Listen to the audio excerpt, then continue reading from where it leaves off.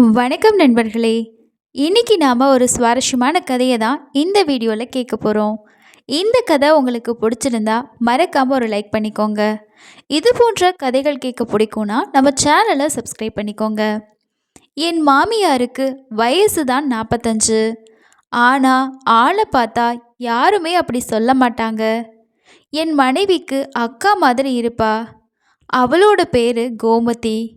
பாவம், அவள் 30 வயதிலேயே தன் கணவனை பறிகொடுத்துவிட்டு தன் ஒரே மகளை வளர்த்து எனக்கு கல்யாணம் பண்ணி வைத்திருக்கிறாள்.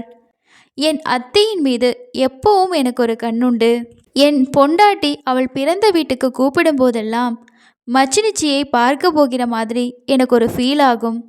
அப்படித்தான் அன்றொரு வெள்ளிக்கிழமை சாயங்காலம் நானும் என் மனைவியும் என் பையனை கூட்டிக் கொண்டு அவள் அம்மா வீட்டுக்கு போனோம். நாங்கள் வருவோம் என்று தெரிந்து சிக்கன் வாங்கி சமைத்திருந்தாள் என் மாமியார். எனக்கு முதலில் சாப்பாடு பரிமாறினார். அவள் பரிமாறும்போது சாப்பாடு போதும் என்று சொல்லாமல் அவளையே வெறிக்க பார்த்தேன். என்ன மாப்ள, சாப்பாடு போதுமா, இல்லைன்னா இன்னும் வைக்கவா என்றாள். அப்போதுதான் எனக்கு நினைவு வந்தது. இலையை பார்த்தேன். நிறைய சாப்பாடு இருந்தது. அதை அள்ளி மற்ற இலைகளில் வைத்தேன். எனக்கு மட்டும் கோழி லெக் பீஸ் வைத்தாள்.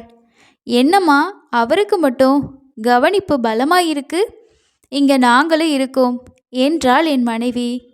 இருடி, என்ன அவசரம் உனக்கு, மாப்பிள்ள நல்லா சாப்பிடட்டும் என்று இன்னும் கறியை அள்ளி என் இலையில் வைத்தாள். நாங்கள் சாப்பிட்டுவிட்டு கொஞ்ச நேரம் பேசி கொண்டிருந்தோம். அப்போது என் மனைவி நைட்டி மாற்றிக்க அவள் ரோமில் இருக்கும் பீரோவில் துணியை எடுக்க சென்றாள். அப்போது நானும் பின்னாடியே சென்றேன். பாட்டியும் பேரனும் விளையாடி கொண்டிருக்க நான் உள்ளே போவதை கவனித்திருப்பாள் போல நைஸாக உள்ளே சென்று என் மனைவியிடம் பேசி கொண்டிருந்தேன். என்னங்க, எங்கள் அம்மா கவனிப்பு பலமாயிருக்கு. நீங்கள் இன்னைக்கு அவங்கள பார்த்த பார்வையே சரியில்லையே, என்ன நடக்குது என்று சொல்லி சிரித்தாள். என்னடி லூசு மாதிரி உளர்ற, உங்கள் அம்மாவை பற்றி நீயே இப்படி பேசலாமா என்றேன். எங்கள் அம்மா மேலே எனக்கு நம்பிக்கை இருக்குங்க, உங்கள் மேலே தான் இல்லை. இன்றைக்கி நீங்கள் எங்கள் அம்மாவை நாய் எலும்பு துண்டை பார்க்குற மாதிரி பார்த்தீங்க, அதான் எனக்கு சந்தேகம் என்றாள். ஒன்றும் இல்லடி, உங்கள் அம்மா இன்னைக்கு பார்க்க ஏதோ சோகமாக இருக்காங்களேன்னு பார்த்தேன். உடனே நீ என்னென்னவோ கதை கட்டி விடுற என்று சமாளிக்க பார்த்தேன். ஆனால் அவளுக்கு என்னை பற்றி நல்லா தெரியும். அப்படியே பேசிக்கொண்டே விளையாண்டேன். ஆனால் கதவை மறந்துவிட்டேன். சரியாக 5 நிமிடம் கழித்து என் மாமியார் உள்ளே வந்தாள். ஐயோ சாரி மாப்ள, தெரியாம வந்துட்டேன் என்று வெளியே ஓடினாள். தான் அறையை பெருக்க வந்ததாக சொல்லி சென்றது என் காதில் விழுந்தது. ஆனால் எனக்கு தெரியும் அவள் வேண்டுமென்றே வந்தாள் என்று.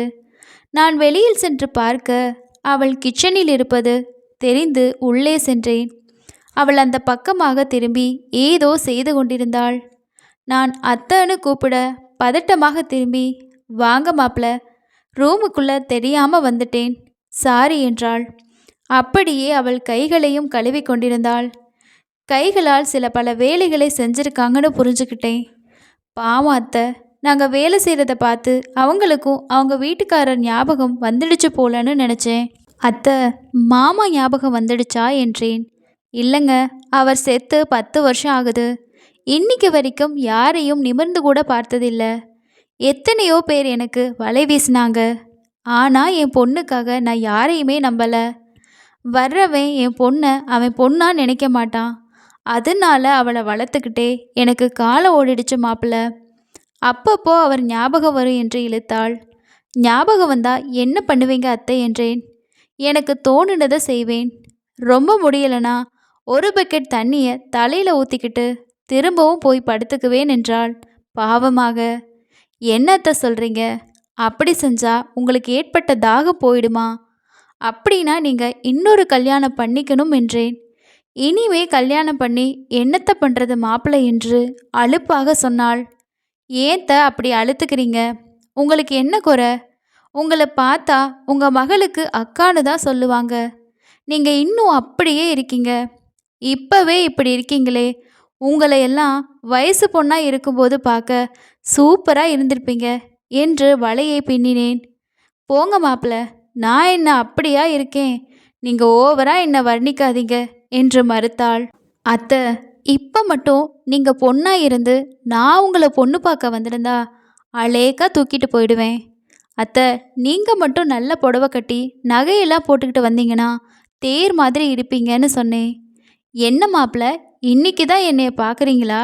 ஏதோ இப்பதான் முதல் தடவை என்னை பார்க்குற மாதிரி வர்ணிக்கிறீங்க. இத்தனை நாளாக என்னைய நீங்கள் பார்க்கவே இல்லையா? எனக்கு என்னமோ என் பொண்ணு உங்களை பட்டினி போடுறான்னு தோணுது. அதனால தான் என்னையே ரசிக்க ஆரம்பிச்சிட்டிங்க. என் பொண்ணு உங்களுக்கு சரியா விருந்து கொடுக்கறது இல்லையா என்றாள்.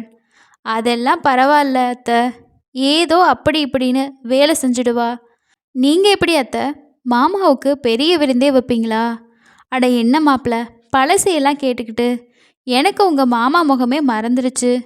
இப்போ எனக்கு தெரிஞ்ச ஆம்பளைங்கள நீங்கள் ஒருத்தர் தான் என்று திரும்ப திரும்ப வண்டியை என் பக்கமே ஓட்டி கொண்டிருந்தாள். இதுவரை நானும் என் அத்தையும் தனியாக பேசியதே இல்லை. அதுவும் அவள் தனிப்பட்ட விருப்பங்களை நான் கேட்டதே இல்லை. இன்றைக்கு காலமே எங்களுக்கு அப்படி ஒரு சூழ்நிலை ஏற்படுத்திவிட்டது.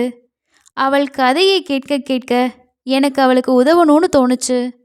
ஆனால் வேற யாரிடமும் போய் இந்த விஷயத்தை புரிய வைக்க முடியாது. அதனால் நானே அவளுக்கு உதவ முடிவு செய்தேன். சரியத்த, உங்கள் ஏக்கத்துக்கு இன்னைக்கு விடை கிடைக்கும் என்று சொன்னேன். அவளும், என்ன சொல்கிறீங்க மாப்பிள்ள, இன்னைக்கே விடை கிடைக்குமா? என்ன விடை கிடைக்கும் என்றாள். பொறுமையாக இருங்க அத்தை, நடக்கிறது தானாக நடக்கும். உங்கள் ஏக்கம் அதுக்கான நேரத்தை தானாக ரெடி பண்ணிக்கும் என்றேன். என்னமோ போங்க, நீங்கள் சொல்கிறது பாதி புரியுது, பாதி புரியலை. உங்களுக்கு இப்போ என்ன வேணும் என்றாள். அவளிடம் பூஸ்ட் போட சொல்லி குடித்துவிட்டு அங்கிருந்து வெளியில் வந்தேன். என் பையன் என்னிடம் வந்து, அப்பா, நம்ம கண்ணாமூச்சி விளையாடலாமா என்றான். சரி என்று நாங்கள் இருவரும் மொட்டை மாடிக்கு போக என் மனைவியும் மாமியாரும் கூடவே வந்தனர். தாங்களும் வருகிறோம் என்று சொல்ல என் பையன் கண்ணை கட்டிக்கொண்டு எங்களை தொட வந்தான். இதுதான் சாக்குன்னு என் மாமியார் என்னை என் பையனிடம் தள்ளிவிட்டு விளையாடினாள். என்னோட நேரம் வரட்டும், அப்பா வச்சுக்கிறேன் உன்னை என்று விளையாட என் மனைவியை அவுட்டாக்கினான். என் பையன் என் மனைவியின் கண்ணை கட்டிவிட்டு சுத்திவிட்டான். அவள் கண்ணை கட்டி கொண்டிருப்பது எனக்கு இன்னும் வசதியானது. நானும் என் பங்குக்கு மாமியார் பின்னால் ஒளிந்து கொண்டேன். சும்மா சொல்லக்கூடாது, அத்தை அத்தை தான். என்ன ஒரு அழகு, பார்க்கும்போதே என் கண்ணை பறித்தது. வடிவுக்கரசி அவள். அப்படி இப்படி என்று ஓடி பிடித்து விளையாண்டோம். ஒரு வழியாக என் மனைவி அவள் அம்மாவை அவுட்டாக்கினாள். அந்த நேரம் பார்த்து என் மனைவியை பக்கத்து வீட்டு அக்கா அழைத்தாள். கீழே எட்டி பார்த்து என்னக்கா என்று விசாரித்து, பக்கத்து ஊருக்கு சந்தைக்கு வர முடியுமா என்றாள் அவள். வீட்டில் காய்கறி எதுவும் இல்லாததால் என் மனைவியும் சந்தைக்கு நடந்தே அவளுடன் புறப்பட்டாள். நானும் என் அத்தையும் ஒரு நிமிடம் பார்த்து கொண்டோம். எங்கள் இருவர் மனதிலும் ஒரே விஷயம்தான் ஓடிக்கொண்டிருந்தது. அப்போது ரொம்பவும் தைரியத்தை வரவழைத்து கொண்டு என் அத்தைக்கு துணியால் கண்ணை கட்டினேன். அப்போது என் மகனும் நானும் ஓடி ஒளிய அவள் எங்களை தேடினாள். நான் பக்கத்தில் போய் வேண்டுமென்றே என் மகன் கிள்ளுவது போல் கிள்ளினேன். அப்போதென்று சுதாரித்து அவள் என்னை பிடித்து அவுட்டாக்கினாள். இப்போது அத்தை என் கண்களை கட்டினாள். கண்ணை முழுவதும் மறைக்காமல் கொஞ்சம் தெரியும்படி கட்டிவிட்டு ஓடினாள். நானும் அங்கே இங்கேன்னு வேணும்னு போங்க காட்டினேன். அத்தை வெறுப்பானாள். என் மகனிடம் கீழே போய் வீட்டுப்பாடம் எழுது கண்ணா, நானும் அப்பாவும் விளையாடுறோம் என்று சொன்னதும் அவன் படியில் இறங்கி வீட்டுக்கு போனான். நானும் அத்தை விளையாடலாமா என்றேன். சரி மாப்பிள்ள, இப்போ நாம் 2 பேரும் தான், முடிஞ்சா என்னை கண்டுபிடிங்க பார்ப்போம் என்று ஓடினாள். அவளை பிடிக்கும் போதெல்லாம் நழுவி ஓடினாள்.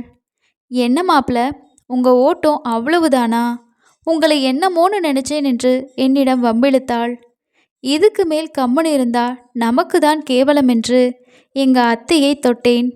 அவுட்டான அவள் ஓடவில்லை, என் கையை தள்ளிவிடவும் இல்லை. நான் கண்ணில் இருக்கும் கட்டை பிரிக்க அவள் கண்களை மூடி நிற்பதை பார்க்க எனக்கு தைரியம் அதிகமானது. அவள் காது ஓரமாக போய், அத்தை, மொட்டை மாடியா இருக்கு, நம்ம வீட்டுக்கு போய் விளையாட்ட ஆரம்பிக்கலாமா என்றேன். நீங்கள் என்ன சொன்னாலும் ஓகே மாப்பிள்ள, இனிமே நீங்கள் சொல்கிறத கேட்குறேன். வாங்க என்று அவளே கையை பிடித்துக்கொண்டு வீட்டுக்கு சென்றாள். வெளியில் என் மகன் வீட்டு பாடம் எழுத, தங்கம் அம்மா ரூம்ல போய் வீட்டு பாடம் எழுது என்று அவனை அனுப்பினேன். அத்தை சிரித்துக்கொண்டே வீட்டுக்குள் சென்றாள். வெளியே சென்று வாசல் கதவை தாழ்பால் போட்டுவிட்டு புது மாப்பிள்ளை போல உள்ளே சென்றேன். அதன் பிறகு என் அத்தையின் நீண்ட நாள் தாகம் அன்று தணிந்தது.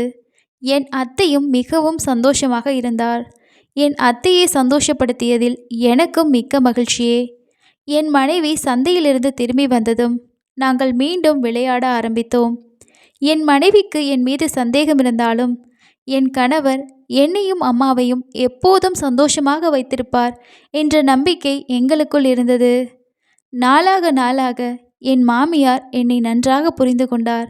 எங்கள் குடும்பம் இன்னும் சந்தோஷத்தில் திளைத்தது. இந்த கதை பிடிச்சிருந்தா மறக்காம ஒரு லைக் பண்ணிக்கோங்க. இது போன்ற கதைகள் கேட்க பிடிக்கும்னா நம்ம சேனலை சப்ஸ்கிரைப் பண்ணிக்கோங்க. அடுத்து இன்னொரு கதையில் சந்திக்கலாம். நன்றி.